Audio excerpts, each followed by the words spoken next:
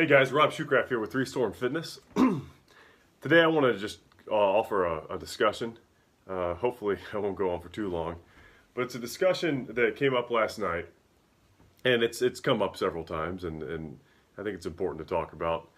It's regarding taking a full body, total body workout training approach, and particularly to new trainees, folks who don't have a whole lot of training experience, untrained if you will, or relatively so, at least when it comes to resistance training, strength training, lifting weights, push-ups, squats, etc.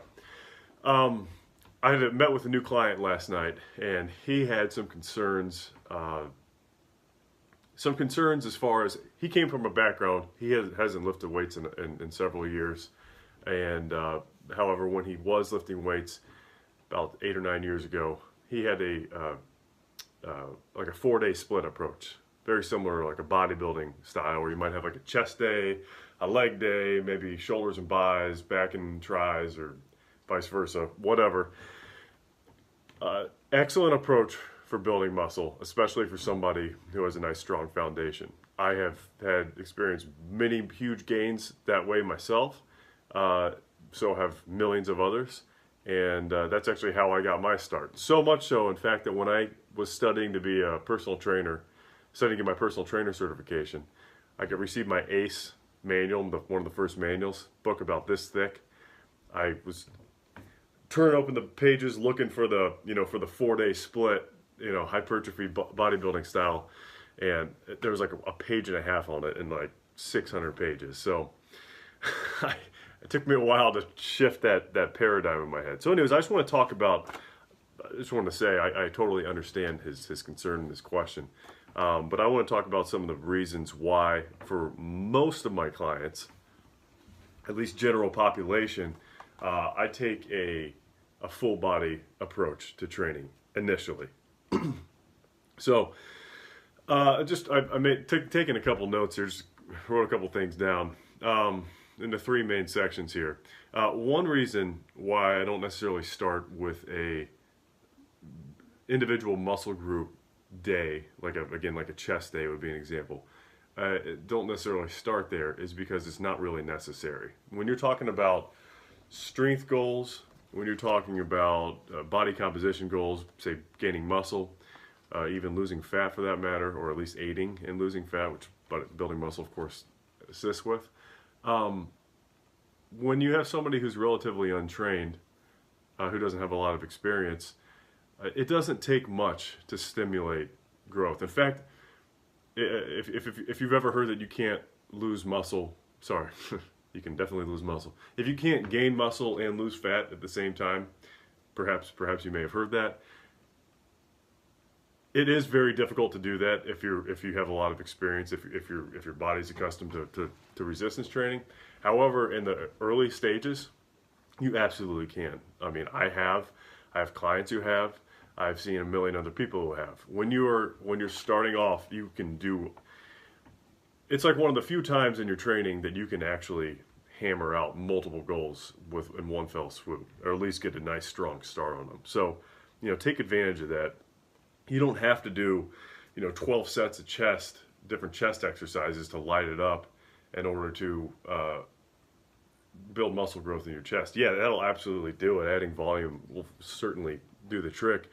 But when I touch on the other points here, it's just, I don't think that what you get out of it, I don't think is worth what you're missing out of. And the cons don't outweigh the pros in this case.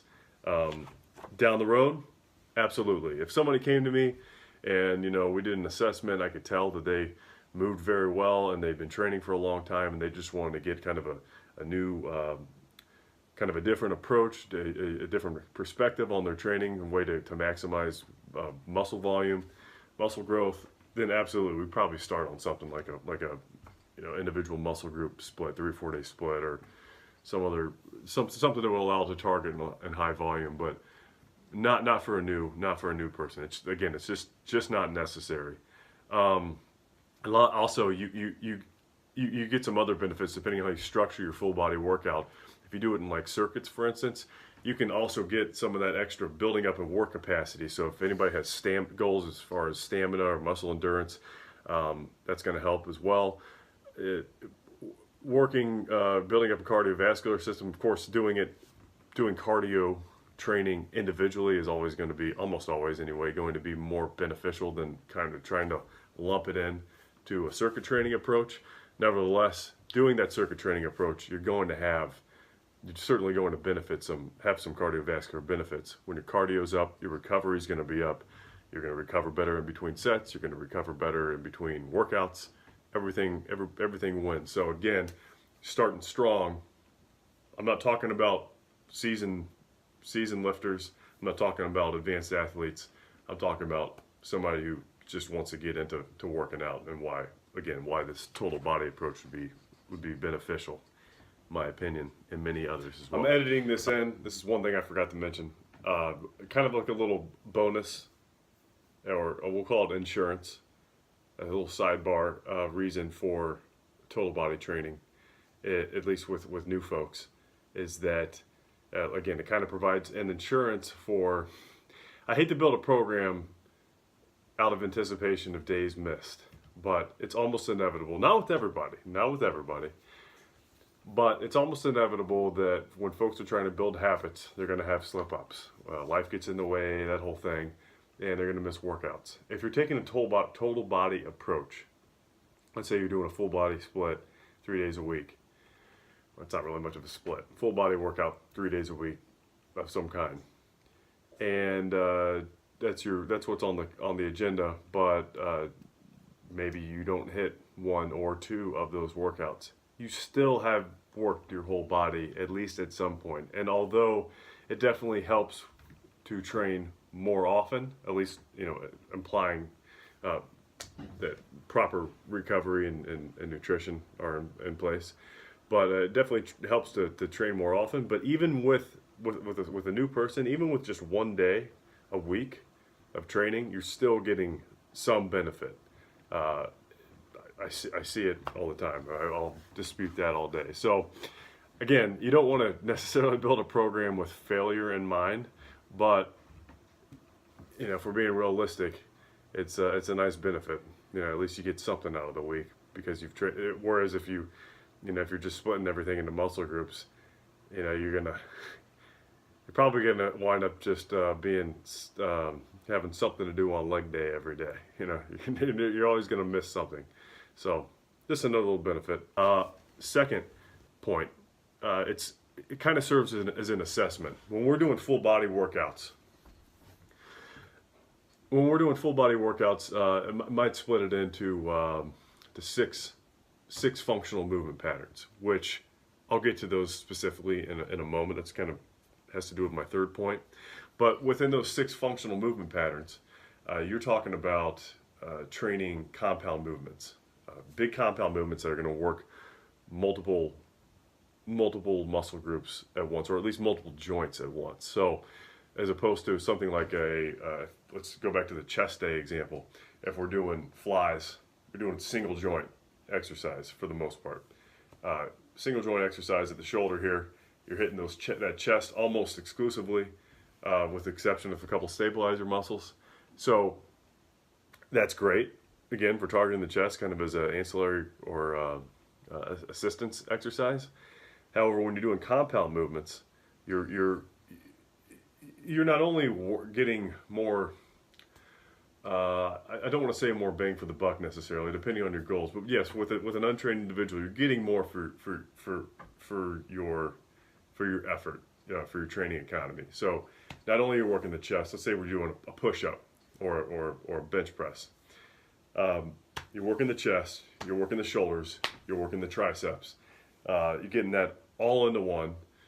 And again, it's not necessary. Yeah, if I have somebody who's been training for 5 years, and that doing some push-ups isn't going to probably do too much for them. However, somebody who never does these pressing exercises, everything is going to be working, and it is going to do a lot for them. That's kind of back to my first point, but more importantly, at least as it relates to compound lifts, it acts as an assessment tool. So because we can see all those muscle groups, that intermuscular coordination working at once, we can kind of fine tune what we need to work on down the road, or what we need to work on in between sets if it's like a mobility issue. So you could see everything working together at once. Let's say somebody's doing a push-up. Let's use an advanced lifter example. So even somebody who's a competitive power lifter, let's say they're doing heavy chest presses, max effort day, and they're finding that day or just consistently for the last few weeks, they've been having problems with the lockout, getting it locking all the way out. Most likely that's maybe they need to work on their triceps. So they can use those as an assistance exercise to help with, they see the big picture, that big compound movement, and they can help isolate where they're weak. Okay, so those compound, doing a full body approach, you get to see the entire body in motion, and you can take notes on what maybe needs to be brought up to speed. Not only in terms of the movement itself, but asymmetries between the body. So one of the biggest predictors of an injury is both in athletics as well as just going out to get your mail or picking up dog poop. One of the biggest predictors is asymmetries. So left side's weaker than my right side, or I can do shoulder flexion this way, but I can't this way. When you are asymmetrical, everybody's going to be a little asymmetrical, but the closer you can bring that up to speed, the more likely you're going to help prevent injuries and be stronger as a total functioning human. So by doing these big compound exercises, both bilateral and unilateral, you're able to identify where those weaknesses are and address them accordingly. So again, and whole, my second point is that taking a full body approach for a new trainee is a critical assessment tool, in my opinion. And then the last point I want to make is that I talked about the fundamental movement patterns. Fundamental movement patterns being, and this varies depending on your school of thought, but a lot of people can agree that it's going to be some sort of a pressing, upper body press, like a push-up or a bench press, overhead press in some cases, or actually in all cases. But a pull, so it could be a vertical pull like a pull-up, it could be a row, it could be a lawnmower row, dumbbell row, whatever. You're going to have a squat variation, hip hinge variation like a deadlift or a kettlebell swing, or a clean could be classified as that in some cases. There's a whole host of different exercises. A unilateral lower leg variation, so you'd like a lunge or a split squat, and then a core engagement, which is so overgeneralized, but the core plays a part in everything. Let's just say a plank or anti-rotational movement like a Palloff press, or even if you want to get into something like a V-up or a crunch. So you get those 6 patterns. Those patterns have 2 very, very important carryovers, again, generally speaking. Number one is that if you can truly master those 6 individual patterns, you can properly engage. You can engage all the muscles that are needed to execute those movements, whether unloaded, body weight, or loaded with weight, even if it's a modest amount when you're starting off. You basically have the framework to complete any exercise that anyone's ever created in the gym. I mean, I'm taking a few liberties there, but once you master those, there's really very few exercises that you're going to have trouble executing. I mean, if we're talking about with maximum proficiency, that's one thing. Just because you can, do a hip hinge, demonstrate a proper hip hinge with, great spinal alignment and core integration and glute lockout and all that, it doesn't necessarily mean you're going to be doing Olympic snatches at a competitive level immediately, but you will have the tools necessary to build on that. Whereas if we were doing, like, say, a 4-day split approach where we're just kind of hitting the hamstrings individually with leg curls, and I mean, all that stuff's great, but you're not. You kind of get lost in the. You sort of get lost in the in the weeds a little bit if you're not careful. At least starting off, and you miss out on that whole opportunity to build from. We're starting. We're starting. We're training with the long game in place. We're training with to give you the ability to work on yourself forever. And if you have these fundamental movement patterns down, you're done. I mean, you got your ABCs, you got your 1, 2, 3s, and sky's the limit. So that's very important in the gym. The other reason is that these patterns are called fundamental is because it's not only in the gym, but it's in ADL, active daily living, as well. It's in everything, whether you're mowing the lawn or walking up a flight of stairs, whatever. It's important to be comfortable. All these movement patterns translate into any movement, regardless of what you're doing in your life. So the stronger you are by practicing, by training these movements in the gym, the stronger and the healthier and the safer you're going to be throughout the rest of your life. And really, what's the point of? I mean, unless you're like a competitive bodybuilder or a powerlifter or some sort of strength sport, is there really a point in training just for the gym? I mean, we're training for living, whether it's a sport or if it's just trying to play with your grandkids, whatever the case may be. Keep that in mind. Always keep that perspective. We're not in the gym to be in the gym. And it's great if you love it and you get a lot. You fall in love with the exercises and the passion and all the nuances and everything. That's fantastic. That's only going to help you. But remember, we're training to help ourselves outside of the gym. So just keep that focus, and everything else will kind of fall into place. So again, I hope that explains it. I went a little longer than I wanted to. Huge shocker there. If you have any questions about full body workouts or anything I didn't answer, or maybe you disagree with something I said, I'd love to hear it. I'm always need to learn myself. I'm hungry for knowledge. I really appreciate you watching. Please subscribe to my videos. I'm Rob Shoecraft with 3 Storm Fitness, and I want you to have a wonderful day. Okay, thanks.